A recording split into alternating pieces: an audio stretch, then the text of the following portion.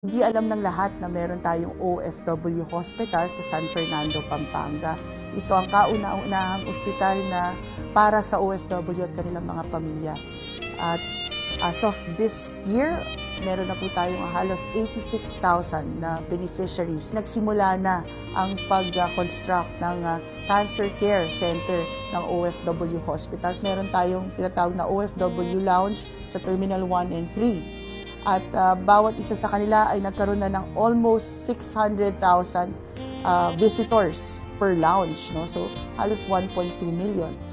Tagal na kaming gising sa gobyerno. Ngayon, bilyon-bilyon ang kurakot ng gobyerno. Puro yan lang sa babaeng ito. I'm sure million din ang binayad. Kaya ayan, naidlip siya sa katotohanan. Pera-pera lang daw, sabi niya. Madam, ako yung nasa video. Gusto ko i-clear sa'yo, hindi ako bayad. Kung bayad ako at milyon ang binayad sa akin, baka umuwi na ako sa Pilipinas, hindi na ako nangatulong dito sa bansang Kuwait. Ang saklap naman maging DDS kasi bulag ka na, mapanghusga ka pa. So, kung ano man po yung sinabi ko dyan sa video na yan, yan po ang nararamdaman ko, yan po ang nakikita ko. Pero alam mo madam, nagigets kita. Kasi kagaya mo din naman ako dati. Ganyan ako magsalita sa mga BBM supporters. Kasi wala naman talaga akong nakita na katotohanan na gumaganda ang Pilipinas dati nung DDS ako. Kasi alam mo bakit? Ang puso ko puro galit eh. Galit ako sa gobyerno. Kasi panatiko ako ni Duterte. Kaya wala talaga akong nakikitang kabutihan na ginagawa ng gobyerno ngayon. Pero ito na lang, madam. Sana lang lawakan mo yung pag-unawa mo, pag-iisip mo, buksan mo yung mga mata mo, kasi yan ang tutulong sa'yo para makita mo yung kabutihan na nangyayari ngayon sa gobyerno natin. Pero ngayon, alam ko, mahihirapan ka alamin ang katotohanan. Kasi nakapokus ka, panatiko ka pa ni Duterte eh. Kaya wala ka talaga makikitang kabutihan na nagagawa ng gobyerno natin. Pero madam, please lang, buksan mo yung mga mata mo para makita mo yung realidad kung ano yun ang nangyayari sa bansang Pilipinas. No? Naku, paulit-ulit na yung sinasabi sa akin, bayad, bayad. Ano pa ba yung mga sinasabi nila sa akin? Pero, kung isipin mo, kakaawa yung Pilipinas. Sobrang nakakaawa po yung Pilipinas.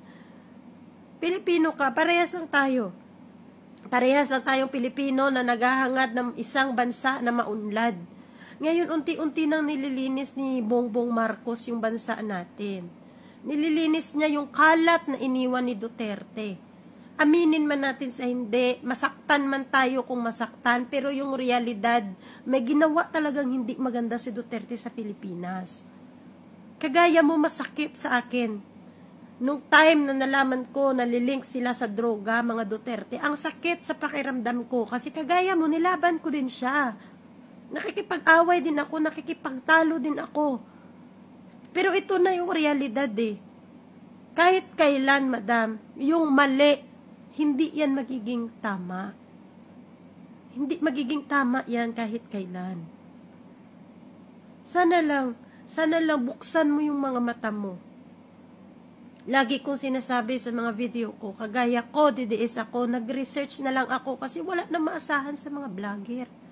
Wala kang maasahan sa media. Pwedeng bali-balikuin ang katotohanan. Pero kung matalino ka, gusto mo talagang malaman yung katotohanan, kung gusto mo talaga ng maunlad na bansa, ikaw mismo, simulan mo sa sarili mo, manaliksik ka para malaman mo yung katotohanan. No? Kung wala ka ng ibato sa akin na ibang salita, huwag ka na lang mag-comment. Huwag kang manghusga. Porket hindi na tayo parehas ng pinaniniwalaan at sinusuportahan. Tandaan mo, hindi ako bayad. Kung may bayad man, yun yung mga vlogger ni Duterte. Wala nga akong followers sa account ko, kahit i-check mo pa yung account ko. Wala akong followers. Paano nila ako bayadan? Pero sana lang, madam, buksan mo na lang yung mga mata mo sa katotohanan. Para mawala ka na sa landas ng kasinungalingan.